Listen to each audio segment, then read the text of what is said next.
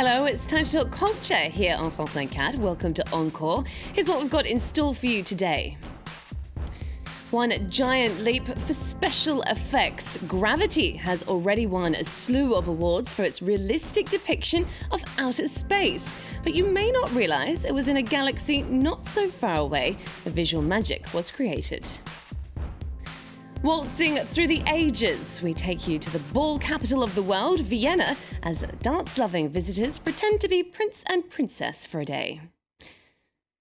And jellyfish, flying angels and zombies. There's a lot more to Venice Carnival than just masks and mystery. We'll tell you about some of the more bizarre traditions.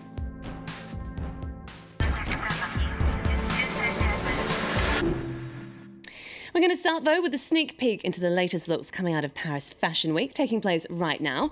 The French capital wraps up the month-long shows, which started in New York. Belgian designer Dries Van Noten was the first to strut his stuff, combining the softness of flowers with op-art graphics. Let's take a listen to him talking about his latest collection. For me, I really wanted to find elegance once in a different way. Bright colors, really neon colors, but to balance that, you have the graphical elements. And to balance the graphical elements, the coldness, the brashness of that, I wanted to do something very spontaneous, like the hand-painted flowers, which are really hand-painted directly on the garment. Well, if you want to find out more about what inspires the Belgian designer, you can also check out an exhibition opening this weekend at the Musée des Arts Décoratifs in Paris. All right, from bold fashion to eye-popping special effects now, Oscar-nominated Gravity may well have you actually believing they sent Sandra Bullock and George Clooney into outer space. The film has already won a host of awards for its awe-inspiring visuals, but it was in a London basement, not Hollywood, that the magic was made. And the British capital is fast becoming the destination of choice for blockbusters in need of a little CGI wizardry. Hollywood heavyweight Sandra Bullock lights up the screen in the film Gravity, also starring George Clooney. But it's the movie's special effects which steal the limelight. Their faces are real, but little else aboard this space station is. Created painstakingly in a London basement by visual effects company Framestore. A workforce of up to 500 spent 3 years perfecting the CGI with the help of footage from NASA and a leap or two of imagination. As soon as you get to things that haven't been filmed, like the space station being destroyed or fire in space, fire under zero gravity, there's minimal reference of that. We just had to kind of, from your understanding of the theory of space, extrapolate that to imagine what would really happen, how things would behave, and from that, how they would look. Explorer, do you copy? Explorer, permission to retrieve Dr. Stone. For the Oscar-nominated blockbuster, Framestore had to push the frontiers of technology, co-creating the Lightbox, a cage filled with 2 million tiny LEDs designed to simulate the harsh light of space. From high-tech to low-tech, a broom handle was used to hit Sandra Bullock on the head to simulate her being bounced around inside the capsule. Designers spent an entire year building a digital replica of the International Space Station, the devil being in the detail. When we had made the CG spacesuit a copy of the real one that Sandra was wearing on set, and we had a review with the director, and he didn't remember that we hadn't shot her in the real suit for that particular bit, and he thought that the suit that we had made in CG was the real suit. We knew then that we'd nailed it and that he'd completely fallen for it. And to help graphic artists mimic human movement, motion capture suits like this were used, plotting real action on a virtual landscape.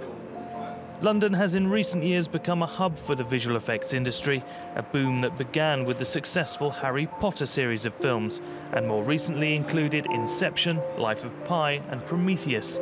There were 3 new design technologies that didn't exist before that were created for the film, and then were applied to all kinds of other films and advertising and television.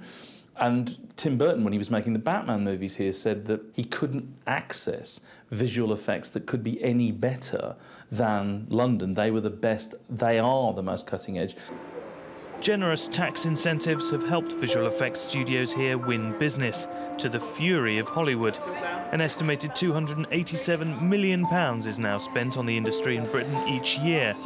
A solid financial grounding for a booming tech hub with its head firmly in the stars. Well, next, for more than 2 centuries, Vienna has been the uncontested ball capital of the world. More than 400 of the events are staged each winter, frequented by hundreds of thousands of dance-loving visitors from around the world looking for a little bit of old-school glamour. For just one weekend, they're traveling back in time. This French-Russian couple has come to Vienna with suitcases full of colorful gowns and elegant tuxedos. Minutes before the opening ceremony, the last touch-ups. For a very short moment, each one of us feels like a prince or a princess. Tonight, the dance is held at the Vienna Hofburg, the home of the Habsburg family. Each ball opens with a procession into the main hall, led by debutantes dressed in white gowns.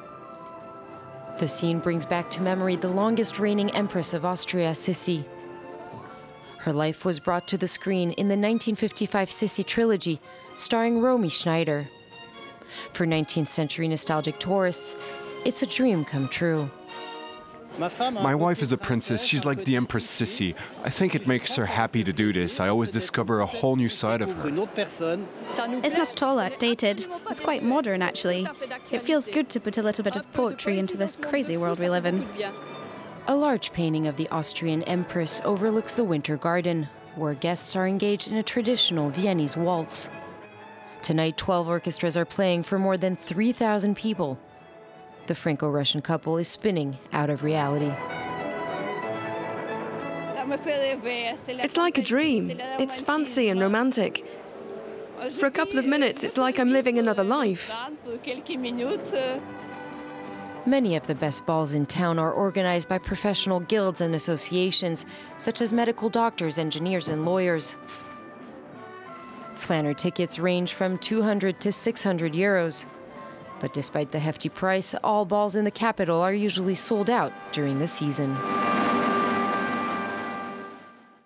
Well, if masks and ball gowns are your thing, you may also want to book a quick trip to Venice. The Italian city's legendary carnival is currently in full swing. The annual festival is one of the oldest in the world, dating back to the 11th century, and includes some rather bizarre traditions, as Mark Thompson reports. Against a bright blue sky, a green angel descends from the bell tower, covered in flowers and accompanied by heavenly music. A crowd of over 100,000 watch on and applaud as 22-year-old student Giulia Nazzi arrives on the stage. It's a Venice Carnival tradition dating back to the 16th century, and one of dozens of spectacles amusing locals and bemusing tourists at this year's event. When I was hanging in midair, I could feel the enthusiasm of the people beneath, supporting me. It was as if I didn't need the harness. And it's not just Giulia getting into the festive spirit. Thousands of tourists from all over the world will flock to the city over the space of 2 weeks. Venice will be home to traditional masked balls, pageants, reenactments, and special art installations. Many of the early visitors were also keen to show off their own handmade costumes. It takes about a month to make a costume like this one we're wearing, with all the details they have, because it's very important to take time researching historical details. Not all visitors wanted to sport traditional period dress, though. There were some surprises, like these jellyfish. It's difficult to think of anything else at the moment, with unemployment and everything. Nothing's really changing. So we have to enjoy these moments like this carnival to distract ourselves. Fun distraction or not, these invertebrates, this clown, and in fact all these revelers will be in with a shout of winning the Best Costume Award, given out as the carnival draws to a close on March 4th.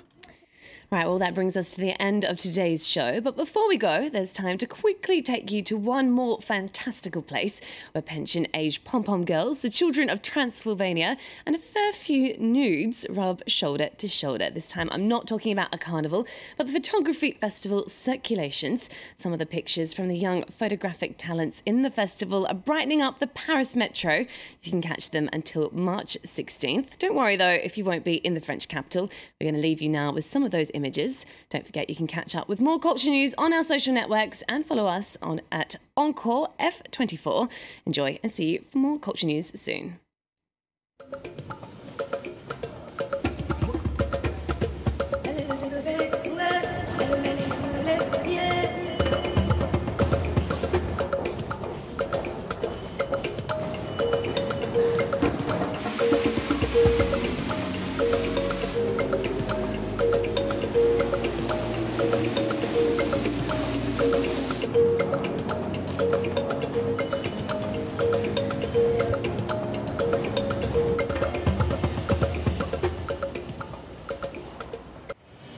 Down to Earth.